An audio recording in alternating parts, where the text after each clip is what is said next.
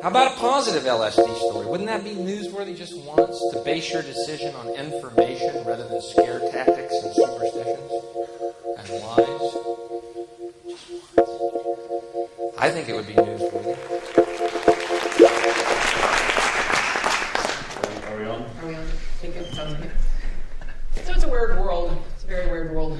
We come at this from probably the perspective of a number of people here, but it sounds a little different coming out of our voices maybe than some of the people who spoke already. We grew up in, we were children of the teens and the 80s, and we did not try psychedelics until after college. And so one of the challenges of waiting until after college to try LSD was finding LSD. And one of the ways that the world is very strange is that when one is encountering psychedelics, the world seems to get weirder. You mentioned that earlier. Both when taking them, but also before taking them or trying to find them. There's a lot of strange things that happen sort of externally. We'd recently moved to California, so we had no friends, no connections in the area, and the question arises, so if one is trying to find LSD of a reliable sort, what do you do? How does one go about that? So how many people have been to like a summer festival with the moving troops at sort of like like Grateful Dead, Further Festival, that kind of thing, outdoor, like lots of people, right? So you know that there's sort of a moving group of people that end up being a little bit of a shopping area. It includes beads and shirts and sandwiches and everything. And so we'd gone to Grateful Dead shows, and we knew that there was a possibility of going to things like that and finding things for sale that we wanted to buy. But the question is, how do you? I mean, it seems kind of sketchy. I don't know. What am I going to get? Am I going to get? I mean, at the time, pleasantly, blotter was the fear was that you would get nothing. It was not that you would get something other than LSD on blotter. Now that's a concern that there are other drugs being sold on blotter that are potentially more dangerous than LSD. So at the time, the question is, how do you go and not get ripped off? You go to a random festival and find some person walking along saying, doses, want to buy doses? So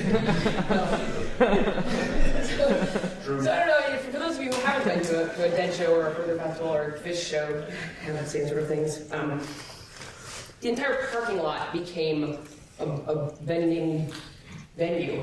Aisles of cars, people sitting in lawn chairs at the ends of parked at the ends of their cars, cloths rolled out on the ground selling jewelry or grilled cheese sandwiches off the grill or coolers full of beer and drinks and tie-dye t-shirts and whatever you could possibly with pipes. So we're on the West Coast, and there are people who imported like honey and maple syrup from the east, from the Northeast, and brought that to us, and there were sort of like hundreds of vendors lining the parking lot.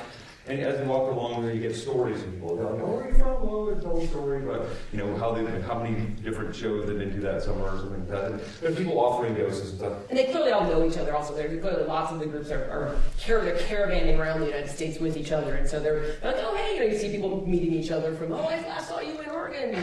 So we had a friend staying with us, and he was living with us for about a month, and we mentioned that we would like to find some acid, and we knew there was a Further festival coming, and we said, well, we go to the parking lot and just sort of wander around, but we weren't really sure about how to go about actually finding good acid. And he said, well, I got it. I know exactly how to do that. Let's go. I'll show you. And so we drove down, and I was at California somewhere, and we walked through the parking lot, and we did some shopping. We were sort of looking at people's beads and talking to people, climb in someone's van and then chat for a while. Walking down the aisles, and one of the things I remember most about the shopping experience was that there would be spotters. There were of course police presence, but not heavy police presence. But they would walk in pairs down the same shopping aisles of wares as everybody else was. But there would be a spotter ahead of them, walking ahead of them by about 100 feet, saying, "Cops are coming, cops are coming." And people would just, in a 100-foot wave ahead of the cops, the blankets are folded up, something is set on top of it, people sit on top of their coolers, they turn and talk to their friends. Eat the grilled cheese sandwich rather than sell the reef. Because they weren't supposed to sell anything at all. So there was no vending in the parking lot. which is a giant marketplace. That's all that's happening in the parking lot, roughly, but it's a giant marketplace. So there's this closing wave of shops as So the there person were walking. people offering us doses and things. He's like, no, our friends like, no, don't buy from anybody who's offering. If you're really looking for the right kind of source, you really don't want to do that. So we're just wandering around, sort of having a nice time. And at one point he stops and says, "There, see that guy over there? He looks like he's having a really good time. There's a guy, he's sitting in a lawn chair next to his car. Seems he doesn't He's walk. not selling anything. There's no sign at all that he's selling anything. My friend says, No, go ask him. he's really You going can't just walk up to somebody in a parking lot and say, "Do you happen to be selling acid?" So I was like, well, okay, I'll go over and introduce myself. And I said, hi, my name is Earth, and I have a kind of a strange question. I was wondering if you knew where to find some acid. And the fellow said, he stood up and he said, hello, my name is Plant. I'm so glad you asked me, because I'm spending this summer traveling around the United States, spreading the word. And I would like to, if you'd like some, he said, I have this, I have the word with me. And I pulled out a book a lot like this, and there was one piece of paper in the middle that was detached.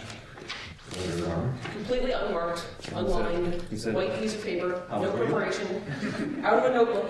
And I said, I don't know. I guess I've got $20 to pay for a piece of blank paper. He said, okay, all right. So, here you go.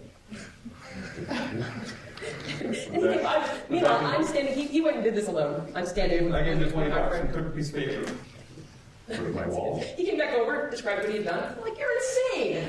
You just bought a $20 strip of paper out of somebody's notebook. He went and asked. He wasn't offering. And it turned out to be some of the best LSD we ever got. It was evenly dosed.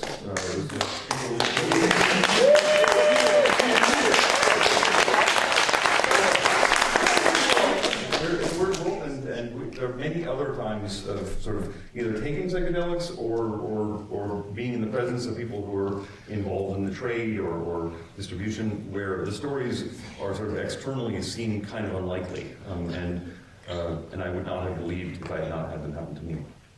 That's it. That's right.